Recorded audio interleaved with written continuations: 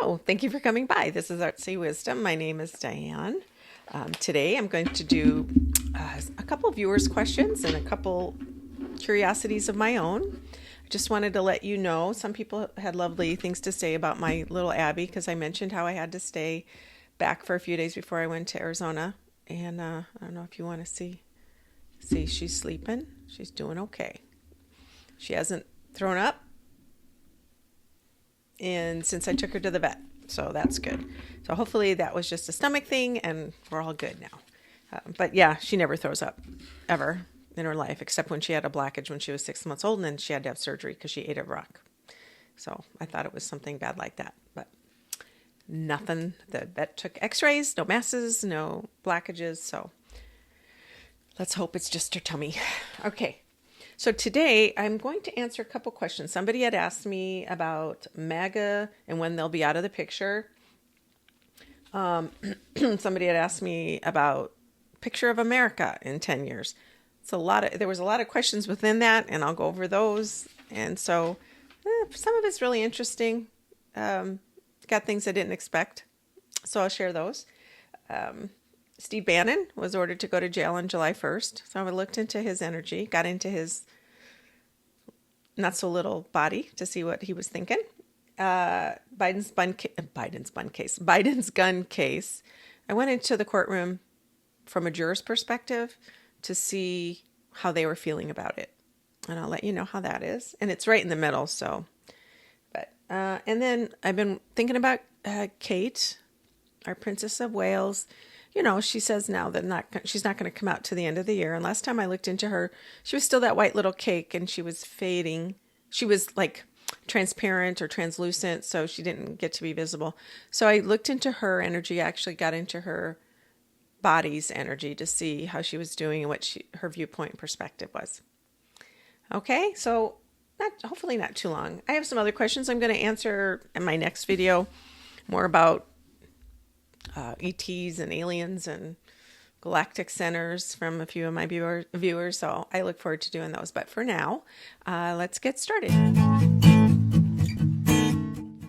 All right, let's get going. First of all, thank you for coming by. Thank you for sticking around, liking my channel, commenting, all the things you guys do. I really appreciate it.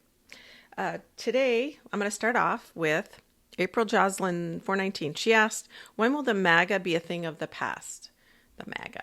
So I've been noticing as I experiment with paper divination, which I'll talk about today, and also tarot cards, energies. I get into people's energies. I get images of food and desserts and all kinds of things that relate to the situation or the person or whatever's the event. So today, when I'll show you my paper. So I was using this paper under the table and I got into the energies of a MAGA person, somebody at a rally. And I immediately felt like I'm like arm in arm with people and we're going like this and we're going back and forth, kind of like you do like a bar or something or a tavern, just kind of hanging out and singing and cheering or a game or whatever it is. That's the feeling I got. And I felt like I was a smaller person, like an older man. I don't know why I'm feeling that feeling, but somebody smaller and older. And what I really got to understand is Trump is up there. I could see him talking and he, whatever he was saying, it was like it didn't matter really so much. All of a sudden there was words and cheers here and there, but it wasn't the intent of the words. It was more this feeling of camaraderie, this person whose energy I was in. I felt like this deep camaraderie with all these people, and I felt a really super positive group feeling. Like, I love this. I feel like I'm with my people. So what he's saying isn't necessarily as important as how I'm feeling in this time.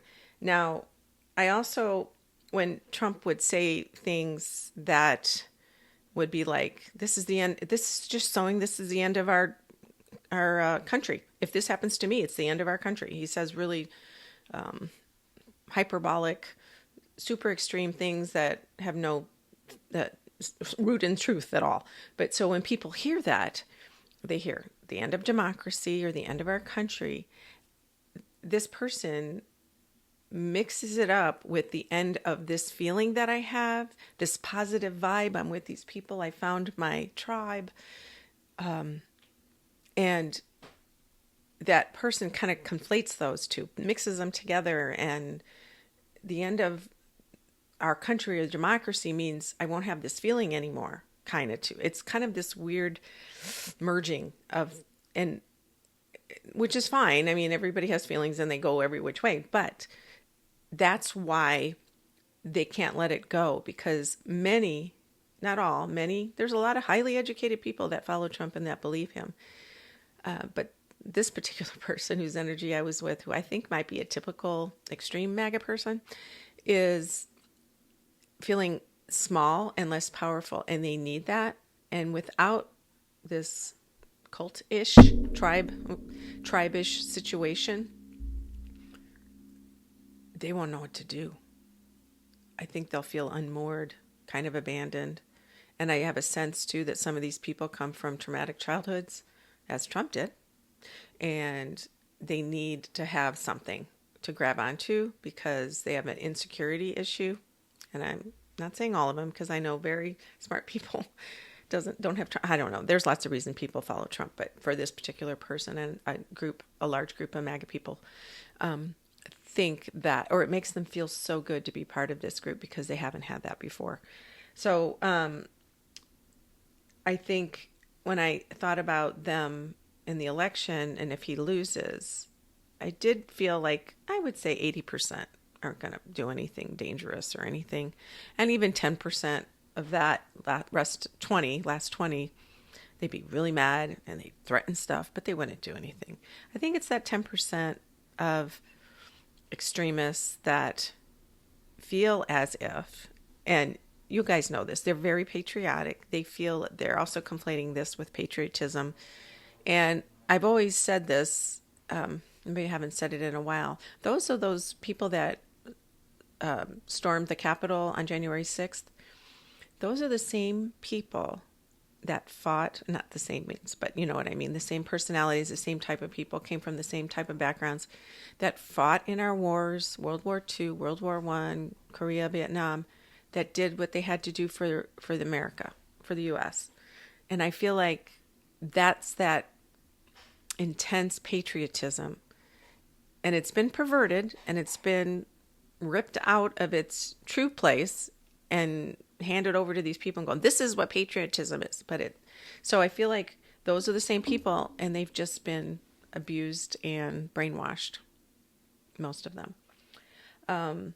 So I felt like when it does happen, when he doesn't win, because he won't, a lot of times depression, because it'll be sad. There'll be some people, when they're depressed or sad, it goes either to anger or it goes inward. Most men, it goes to anger. Most women, it goes inward. And then when we're really depressed, it tends to, it's my fault or suicidal or whatever. I mean, I'm being extreme, that, but I'm just saying, men, it gets angry and they lash out. And that's what I feel that 10% of those people are going to be doing, because it's more of a sadness and a fear, which leads to the anger. I do think, and I've said this before, there's going to be a dark period between the election and the inauguration.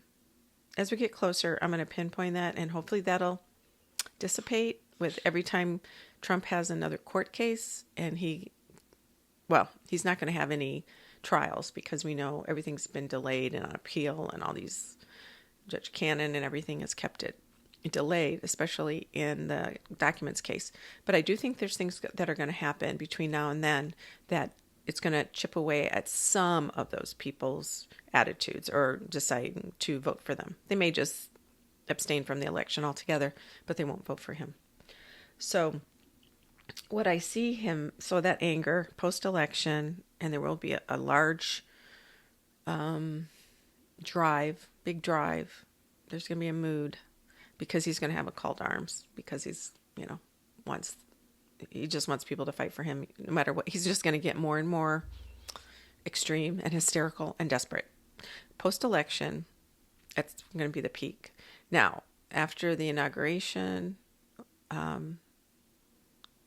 see him as MAGA, because this person April asked about when will it dissipate. Well, I looked into the timeline and I see he's going to continue. He may have speaking engagements, some rallies, but they won't be rallies for candidacy. They'll be a different kind of offshoot of MAGA in which he will use it to make money. So he'll continue the selling of products, the promoting of Trump stuff. And as this time goes by, there'll be more and more times where he's going to go to trial, and there'll be cases, and he'll recede more and more to the background. He'll still ask for money online, and his people there'll still be people that follow him and send him money. That's never going to end until he's gone. Well, maybe a few years before he goes. But I see this as these things happen, they're just going to recede. I do think there'll be offshoots. I think there's going to be other little, already there's, the nationalistic or white nationalist groups or anarchist kind of groups that are going to be part of this offshoot MAGA thing that are going to get emboldened here and there. But it's almost like going to branch out into these little tiny veins, and those are going to get smaller and smaller and smaller. Right now we got this giant artery of MAGA, and eventually it's going to do into these little offshoots and little veins or little blood vessels. I don't know what else they go down into till they lose their feeling, until your nerves get numb. So they're going to make it into some sort of Freedom Caucus or America First Again or some kind of name, but it will end. I don't know exactly the timeline, but after the election, into maybe 2 to 5 years, I think we're going to not see much of that anymore. I mean, they'll be around, but it won't be a mainstream kind of thing. Okay. User, and there was a lot of numbers and letters. Somebody had asked, America, 10 years ahead. That's a big thing. That's a lot of years. And so I did kind of big picture. So I got into America's energy, and I immediately felt dry areas where, like in the middle of the country, which I don't know that relates to some of our farming areas like Kansas, Nebraska, Iowa. I felt like it was more west of that, like prairie states, plains. I feel like that's going to grow. The dry areas are going to grow.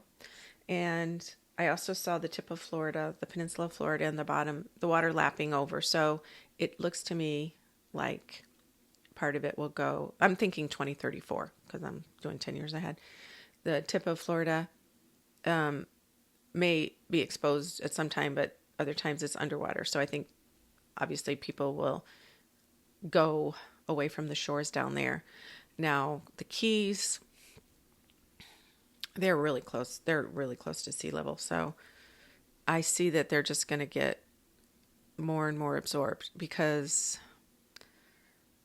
it's the same thing where some of it will be above water and then below water, above water and below water, because depending on the time of year or whatever, if we have a big storm, and I don't think they're going to be completely under, but it's going to be this rotating cycle until people go, all right, we can't live like this, and people will move inland. I did see, this was kind of cool, because I saw a massive drive, a massive push to plant trees all over the country, all over the world, because to absorb or to put out the oxygen, to increase our ozone layer, to clean the air, to get rid of the carbons.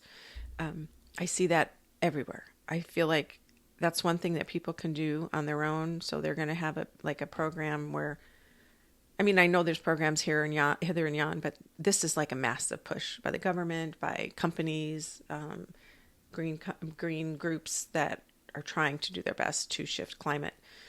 And that's part of it. But I see that happening in a large degree all over the country.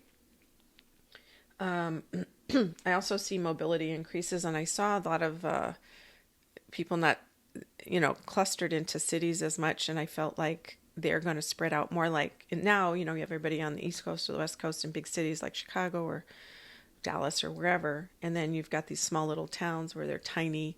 And in the past, you had to go where the work was or where you could, had a job. Now you can work remotely from anywhere. In my last video, I talked about people moving to South America because they can work remotely and the cost of living is really low. People are retiring there. Same kind of vibe. So I feel like people are going to be moving out and spreading out into the country.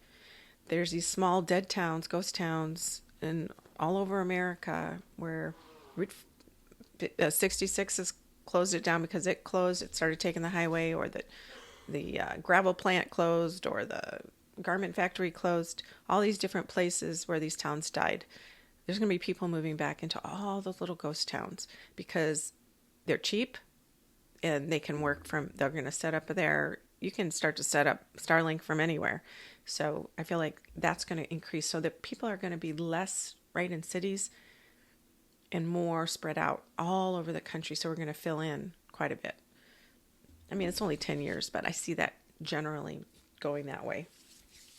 I did see water in the Gulf, and same like Florida, Louisiana, Mississippi, that way, North Gulf of Mexico. I see the water lapping onto Louisiana. And there's definitely more hurricanes. I feel a lot more flooding there. Not a crazy thing to think because of the climate change. I did see a big heat bubble over the United States, and I don't know if that's just because this week we're supposed to be in the Southwest. There's supposed to be a big heat bubble with LA or Southern California, Las Vegas, and Arizona. Although I looked at Arizona temperatures when I'm going to be down there, and they don't seem any different than normal. I think it's just all those other places. It's going to be much higher than normal for them. But Arizona, it's like that's kind of typical. But I did see this bubble over the United States, and I think that's the heat is going to increase. And I don't want to be like a doom and gloom kind of person. Of course, I do not want to be that. But it could be just a metaphor or symbolic thing where change that dynamic with climate change and change that because it's going to increase. The heat's going to increase. We're going to get more and more hot. We're having record heat almost every month or week now, all over the world even. So I see that. And I do see tech giants really working hard at using AI to come up with predictive strategies on weather or emissions or something like that. So these tech giants are really going to work, and this is a positive thing, really positive things, to use their tools to predict or see where they can help with mitigating the climate and the heat. It's a big, giant problem, and they're just going to do their part, but I feel really positive about that. And technology used in a good way, and the AI, the artificial intelligence used in a good way to help pinpoint strategies that we can do to help even, increase our carbon footprint, or decrease our carbon footprint, increase our ability to shift how it's going. Yeah, they're going to see that trends. They're going to look at trends, and then they're going to get ahead of them. So that'll really. And she asked if there'll be cars, still gas cars, and I said, yes, I still see gas cars, but I did see that electric or another type of electric, a variant of electric cars that uses less chemicals or minerals or natural resources that the electric cars need in their batteries right now, and they're going to get less and less. And dirty is what I'm going to say, because electric cars still use a lot of natural resources, and they tear up the land too. So it's not quite the same, but it's not good. So I see that shifting. There will be some gas cars, but less and less. There'll be more towards a car that is like electric but different. And then she asked about AI jobs. Now, that's really hard because it's so new, and what I did see, if I was an AI tool or AI in a computer, artificial intelligence, I saw immediately, I saw it like a spider web kind of, but not that, but like shoots going out, like rays of sunlight going out in every direction. And the first thing I saw is it's going to impact almost all technology, all computer type things, all medicine, anything, like even with the weather, like I was saying, or anticipating trends, viruses, all that. So I feel like it's going to be used in so many different ways. So anything with IT, about jobs, anything in IT, I think that would be a place to go. There will be fewer jobs when it comes to certain, like the writers' strike. They were mad because AI can create and write stories without even a human, because they can take all that data in and write it. But there are creative things that AI will take over. The things that are not original, that are utilitarian in a way, like captions on something or that kind of thing. So it's hard to explain, but I did see them going everywhere. So AI jobs would be, like I did see in houses, like AI can help anticipate, even though you may not have to click the computer. It'll say, oh, on this day, he usually comes home about this time, so I'm going to turn on the lights and the air conditioning before they get there. It's like it's a thought process that's going to be embedded in so many products. It's going to remember. That's the thing. It's going to start remembering.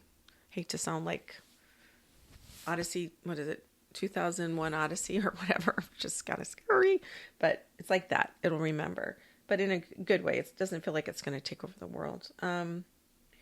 And I did see that it's going to continue to split the haves and have-nots, because not everybody will be able to afford the technology, higher level technology. So there'll be, because there's more people in the world, be more people on one end and more people on the higher end class who can afford it. So there will be more of a pull of separation. Not that they don't all use the AI, or the poor people will use AI, but it won't be part of their daily life as much as these people, and they'll benefit financially, economically, physically, health-wise. Yeah. So what I did see was there'll be, I don't know how to explain this exactly, but it's going to be like the internet was, or the Industrial Revolution, where there's going to be some pushback. And I think I said this in our 2024 predictions. There's going to be some pushback when it comes to using AI in the world that we begin to create, or that starts to evolve. And there's going to be a goal for people to use unusual thinking or something that to kind of get around AI, to make creative projects, are projects that are not, because you can create a digital piece on AI and it looks really nice, but it's cold and it lacks the human touch. So I feel like there's going to be a lot of artists, or maybe musicians, because I'm not a musician, so I don't know if that's exactly right, but creative, that people that are going to do things that AI is not part of it, and they'll avoid it, and people are going to be able to start to discern products or things that are generated. They're going to get like kind of formulaic, and I know it changes all the time. Artificial intelligence absorbs all this data all the time. So it's always learning. But there's still, it's going to lack a soul to a great degree. And I think people are going to start to tune into that a little bit more. It might feel colder. So people who are creative are going to start to do things in a way that can get around the AI competition and do things so completely different and so completely human, like the arts and crafts did against the Industrial Revolution. And there's kind of a living in a natural way compared to, just living with off the grid when we have the internet, it's kind of thing. So it's going to be something similar to that. Things that are odd and like I said that already, creative jobs. So the jobs that may come are creative and hands-on. So things you make with your hands that AI wouldn't have anything to do with. That would be a good way to, that would be a good job. Probably won't pay well, but that would be a job that will be out there. IT stuff, like I said, there's always going to be the trades, plumbing, electrical, construction, mechanical. Things, we literally need plumbing, we literally need electricity, we literally need houses. And so those are always going to be there. IT people are always, they're going to continue to expand because our technology is going to grow and grow. Medicine, nursing, medicine, that's going to grow a lot. So, and then teaching will continue to grow because things are changing so much. So I would say those are what I would look at. And services, human type stuff. The AI stuff is part of all of that, but if you want to avoid AI, human stuff. That stuff that you can do with your hands. But those, if you don't want to, AI doesn't, you don't want to lose your job, that's where I would go. Anyway. And I did see population aging, less kids. I feel like people aren't going to have as many kids. And it's funny because I saw people, it's kind of like, I think certain, when I was 16, I got my driver's license on that day. Then my kids, when they're 17-ish, maybe 8, they don't feel like they have to get it right away. And I didn't get that. And then I think that's still the case. I think it's even, people aren't in a hurry to get their driver's license because they can do so much at home. So it's the same kind of feeling as I get when having children. I feel like younger people have so much that it fills their life. And I know that sounds sad. Not that they don't see that children could be a joy and a thing, but they're expensive. And we have so many emotional interactions, even if it's digitally or online or whatever it is. And it seems like children, they don't necessarily aren't rushing to do that. I know it doesn't make sense, and they're expensive. Yeah, so I see less children. See more survivalists getting away off grid, more like that. I see AI helping seeing viruses, and I think I mentioned that earlier. They're going to really help predict viruses, and that's a really positive thing. Yeah, nature, animals, physical stuff is always going to be something. If you want to get a job that may not pay as much, but it's always something we're going to need. And if you want to help maintain the humanness or whatever it is, I don't know. Okay. I don't know if that answered any of your questions. User, whatever that number was. Now, 3. Oh, Bannon. Let's switch gears. Politics. I saw that the judge said that they're going to order him to go to prison July 7th for his contempt of Congress. I think from the January 6th hearings, it's finally coming around. So I got into his body. I got into his energy, and I felt fat. And I felt big. And I felt like I didn't care. I felt like, well, they're not going to get me. I felt sort of invincible in a way. I'm not frightened. I'm sort of defiant. I feel like I'm very defiant. And he's almost using it as a badge of honor, a flag of martyrdom. More money, he can go on the radio or a podcast or wherever he is, yell about it. And he's kind of an anarchist. He wants to destroy all the institutions of democracy because he just wants the power. Always felt like that. But I don't feel like he can see the jail. I feel like he doesn't, at the moment, he feels like he's going to go to jail. Now, that's a whole, 3.5 weeks from now.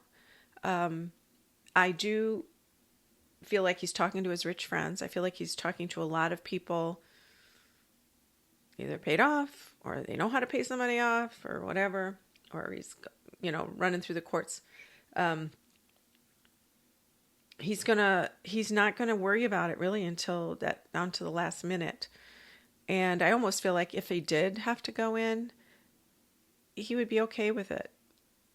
He would use it as a rallying cry and like carry his flag and see how horrible everybody is and how corrupt everything is. And, but I think he still has options in his head right now. I feel like he's not scared because he still has options. I think he still has another appeal to fight it.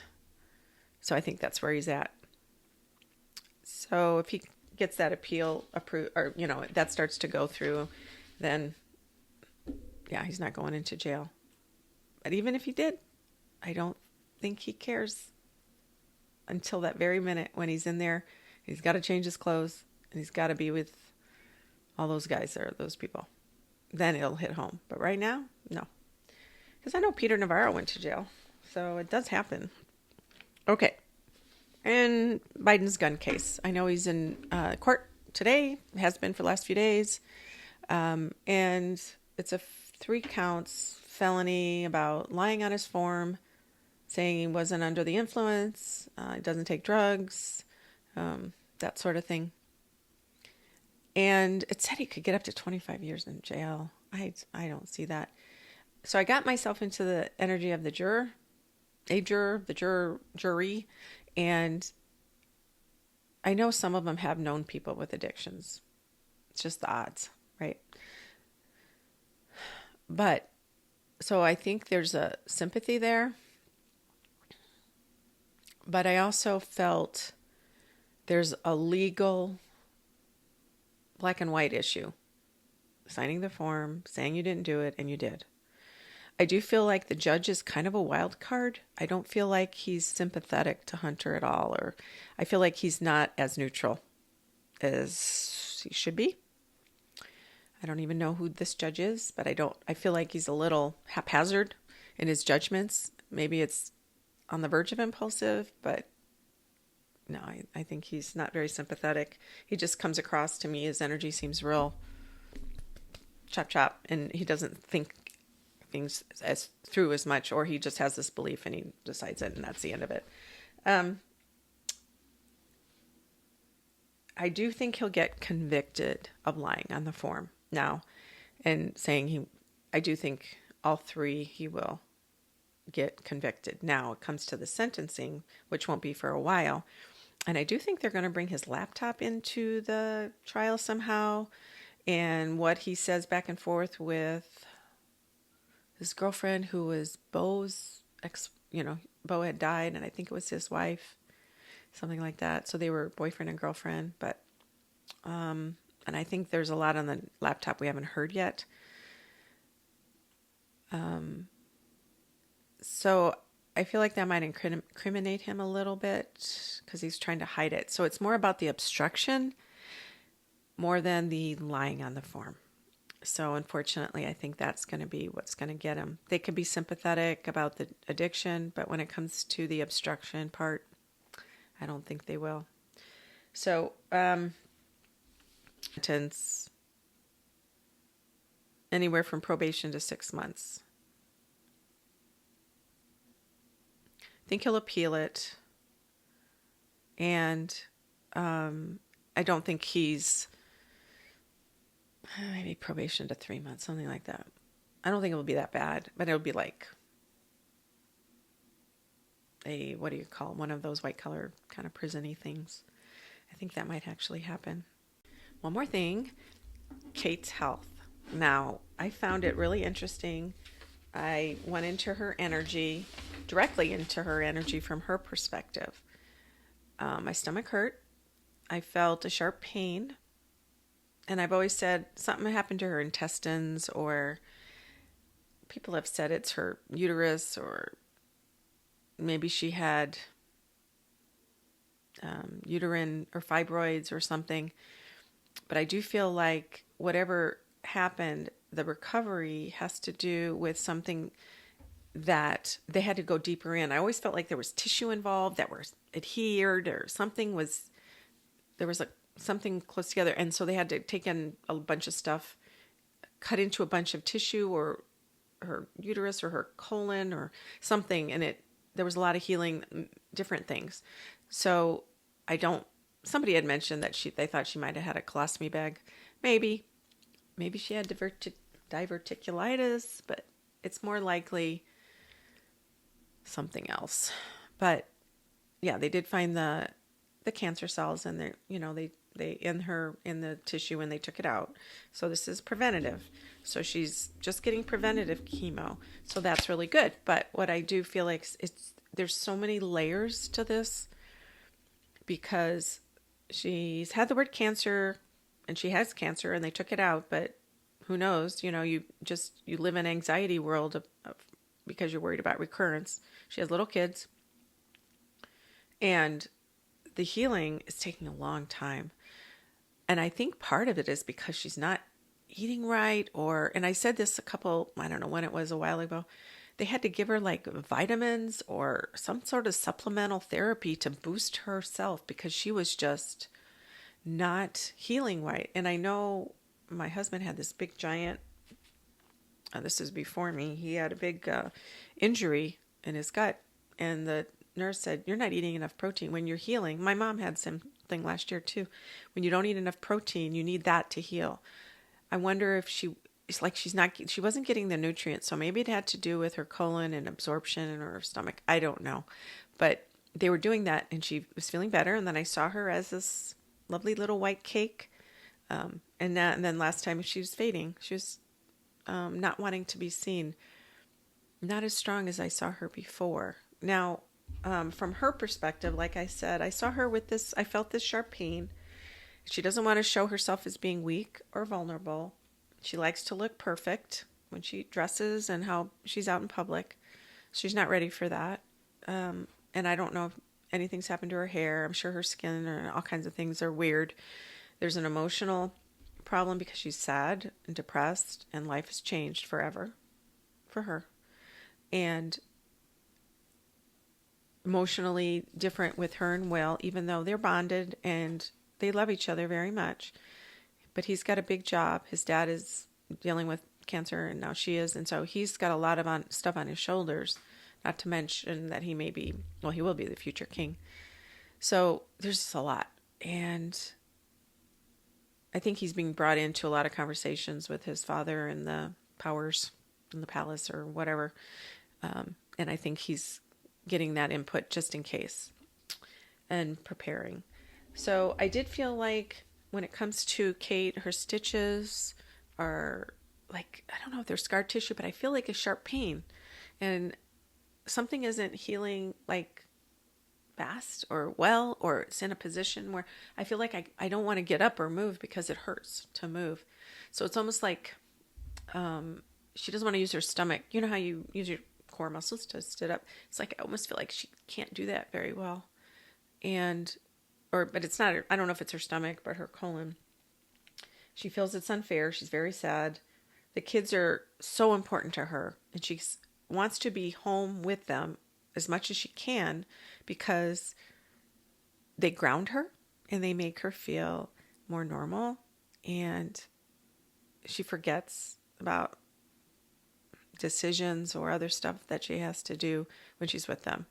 And it makes her feel like good, like she's going to be okay. And she wants to spend as much time with them as she can too, because I don't know, she may have something in her head that, who knows, kind of thing, that she might not be here.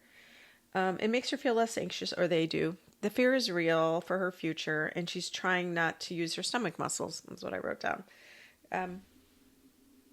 So when I looked at her little white cake, well, let me just quickly, the stomach muscles, in my head, I forgot to write it down, but I remember now. When she goes on these public appearances, she crouches, she leans, she kind of even bends over onto the ground.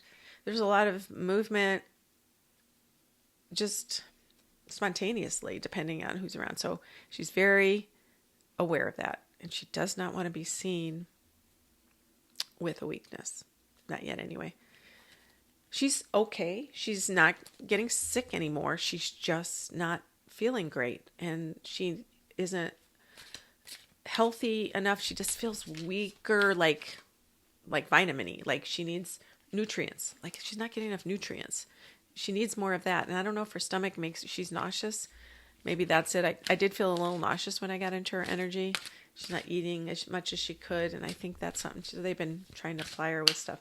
So when I did see her little cake, the bottom, which wasn't as invisible anymore, but I saw, the movie Jumanji. I don't know if you guys remember this. The old one with Robin Williams and Bonnie Hunt. They are playing Jumanji, and then when they get the dice or the thing happens, right, their body, they get sucked into the game, and it's that, that look of their bodies being stretched and going into the game. That's what I saw with her cake, but just a tiny bit on the back edge, that little white part is being like pulled away in kind of a like thin, fuzzy way. So I don't know if her energy, I felt like, she didn't want to be seen before, but now I feel like she's a little bit stronger, but there's something eating away at her. Maybe that's the phrase I'm thinking when I see that. I don't want to be too worried, but she is doing her best. I just feel like she needs more nutrients, and they're doing the best they can for her, but it's almost like she was resisting, or she can't eat it because she can't keep stuff down, stuff like that. And then it's emotionally, and I think in emotions, your emotions and stress do everything to your temperance. So balance. Knight of Pentacles, she's alone. Four of Swords, and she's resting. Temperance. So she's balancing what she needs to do. She's trying to get all her needs met emotionally, physically, spiritually. And she's by herself, or not by herself. She's not alone, but she's recharging, nourishing herself. See how the bird and the apple, it's like she's having to recharge and recalibrate. And by resting and meditating, and I kind of see those three little feathers in front of her, above her. I think those would be the kids, and that big one, I think, would be Will. And she's just in this state of a little bit of depression and a little bit of self-pity. And, it's part of grieving. So I do feel it's just so slow. It's just super slow for her to get better. Three of Wands, she's looking out into the future, and the King of Cups, and that's and Will is a Cancer, yeah. So she's looking at him and she's planning. And Three of Wands is knowing you're ready to go, and you already have that idea, and you've got a partner out there that's ready to be there for you, and you're expecting it, and he's ready. He's ready to take the boat and go. And she's got her boat. She's just kind of stuck a little bit and waiting. And he's ready to hand her the boat. Let's see. What she be? October and December come up. I don't know why. The Hanged Man. Yeah. Time. She's looking at things from a different perspective, and she just needs time. It doesn't feel like crises. It just feels time to heal, time to recalibrate, renourish. Gosh, I hope they give her the nutrients. I just feel like she's not eating right or able to eat. So, all right then. I think that was it. Like I said, next time I'm going to do the other viewers' questions on aliens or galactic centers and stuff. I find that fascinating as well, ETs and stuff. But I'll be busy the next few days. I'll be traveling. And so I wish you guys well. Thank you for coming by. And until next time.